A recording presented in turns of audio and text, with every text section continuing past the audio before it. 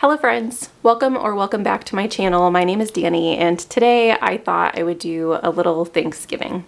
In the United States, we have Thanksgiving just a couple of days from now, and so I thought this would be the perfect time for me to come on and tell you guys how grateful I am for this community and for Booktube in general.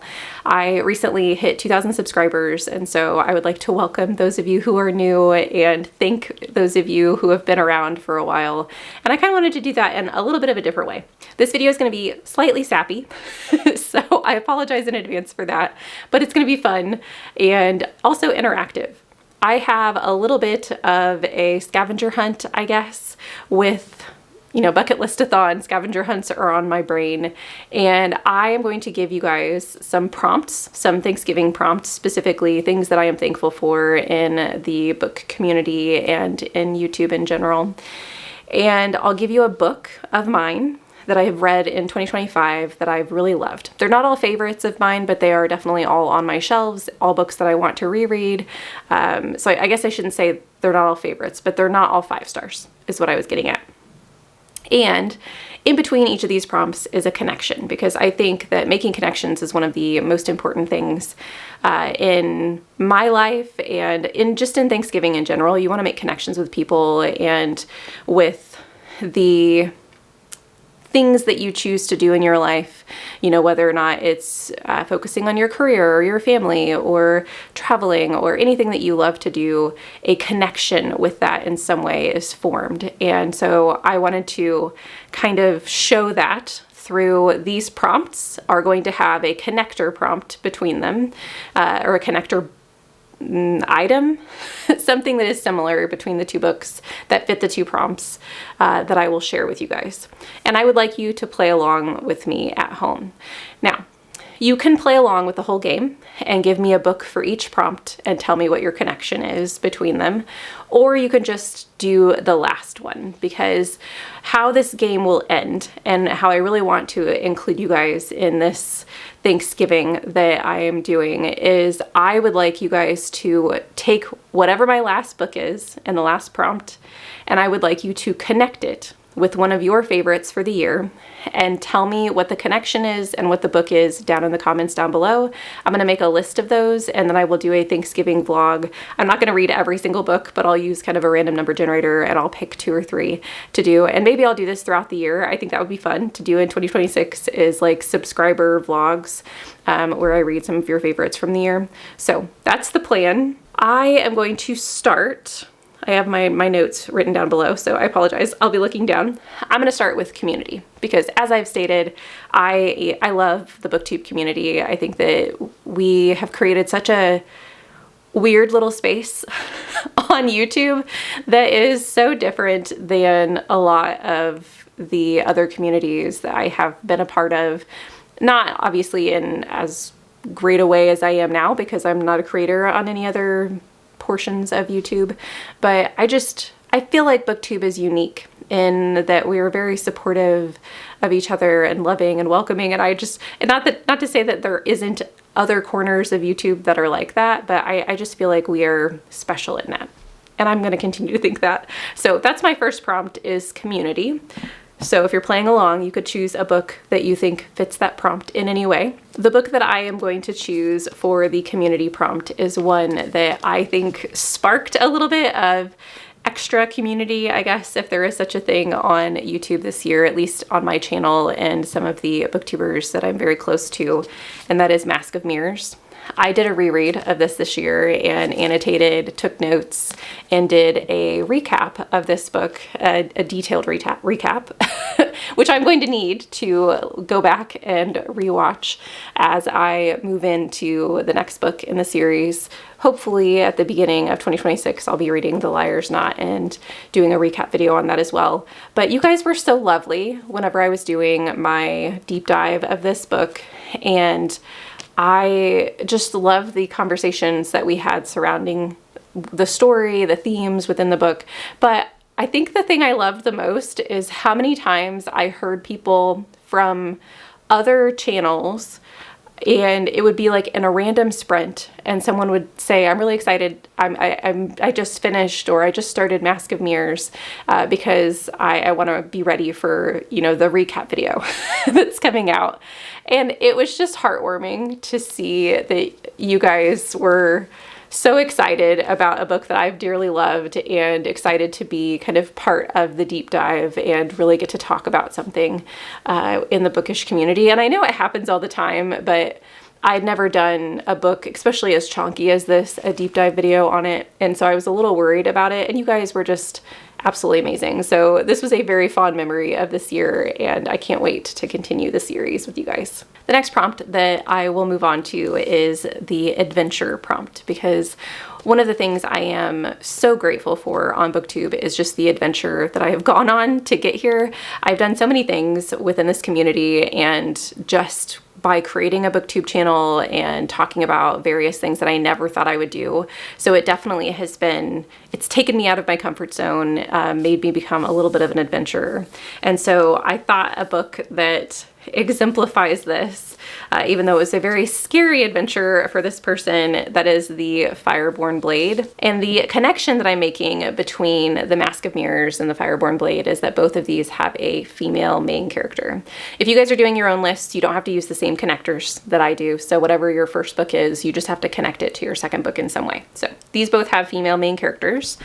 In the Fireborn Blade, if you haven't heard of this book, it is a very, very tiny novella, and it's a duology. And the duology is fantastic. I've read both books, and so I would highly recommend. But you follow a knight, a female knight, who has to go on a mission, essentially, to collect the Fireborn Blade. And the Fireborn Blade is possessed by a dragon. I don't want to tell you too much because of how short the story is, but I will tell you that this book had me guessing until the very end. I had so much fun with it, and I can't wait to reread this. It is definitely an adventure for the reader and the main character. The next prompt that I have for you guys is trials. And I know it's kind of odd to say that you are thankful for the trials in your life, but I think kind of in the same vein as the adventure prompt, because Booktube has pushed me to do new things, it's also pushed me to see where my limits are, and pushed me to allow myself to breathe a little bit, because not only are certain things difficult, certain tasks, certain videos, certain books, but you also have the trial of being able to balance things. Wanting to be a creator, wanting to have this amazing community online, but also wanting to have a personal life and have friends and family and gatherings and time for things that aren't through a lens.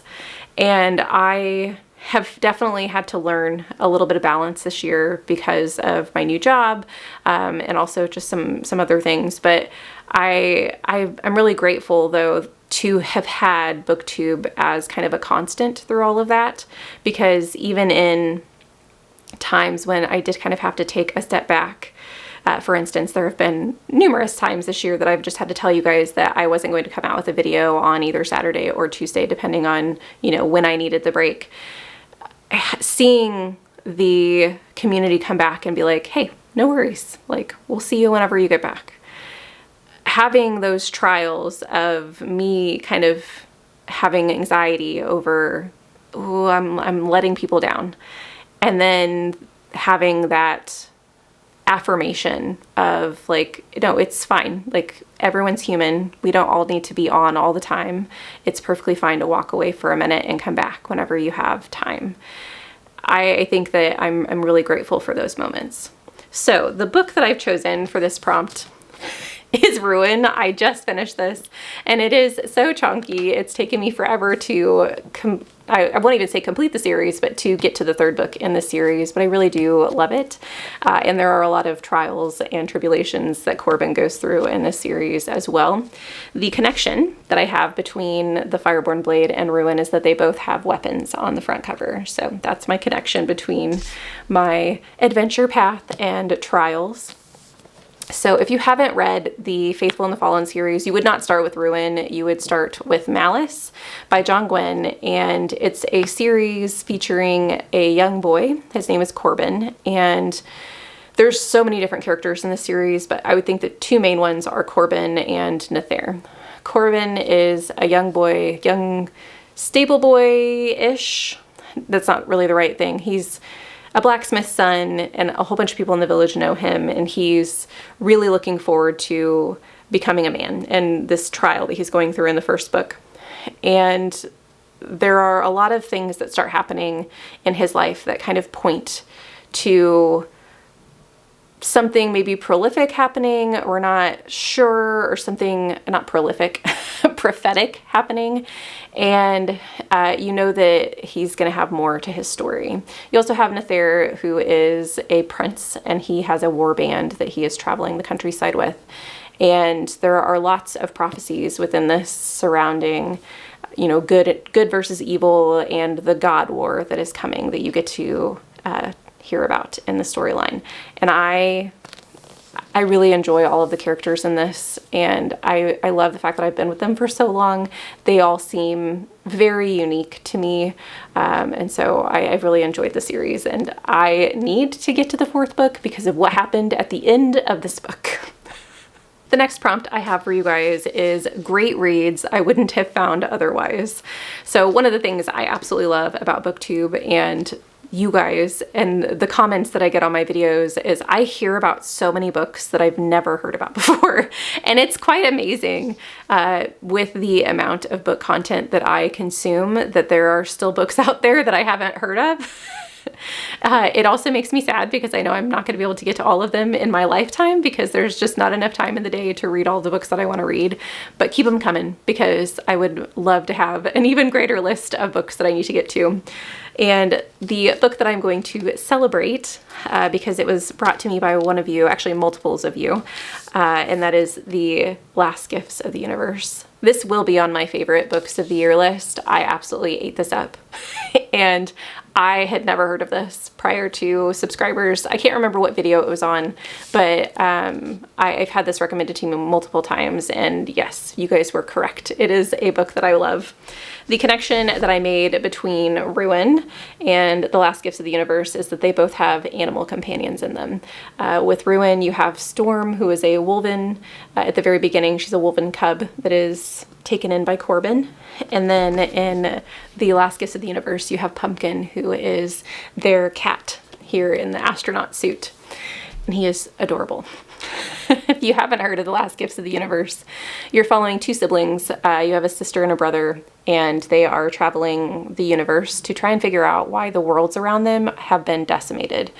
And it's a story of grief and legacy and their relationship with one another, but also how they view themselves after the loss of someone very close to them. And there's just loss all around. You have these entire worlds that have been destroyed, and they're not sure why, and they're worried that whatever is destroying these planets is going to come to their home, and that's why they're investigating. And it's just quite a lovely story. I reread it this year. This is one of the only books that I have reread the same year that I read it. I usually don't do that. I usually wait at least a year prior to picking up a book again, but I just couldn't wait for this one. It's absolutely fantastic. And the last prompt that I have for you guys is the one I am most grateful for, and I think is the most important on this list, and that is love and support. I have had so much support in this community and love from you guys in various moments in my life, especially this past year, as I have gone on a new journey myself and been a little shaky at times. I have just really felt supported and genuinely cared for by this community. So I want to say thank you to you guys, because I really do love and appreciate all of the kind comments and the conversations that we have about books and lifting each other up in our hobbies. I absolutely think it's fantastic. So thank you all for that. The book that I'm going to highlight for this is the third and final book in a series that I have dearly loved, and that is The Tomb of Dragons. This is the Cemeteries of Amalo, starting with The Witness for the Dead. And I think, well, actually, before I say that, the connection between these two books is there is a grief component in both of them. Both of these focus on getting to know yourself through grief, getting to know yourself after, not necessarily after grief, but after the loss of something. And I I loved both takes. So that's the connection between those. That was kind of the most specific connection that I made between the books on my list.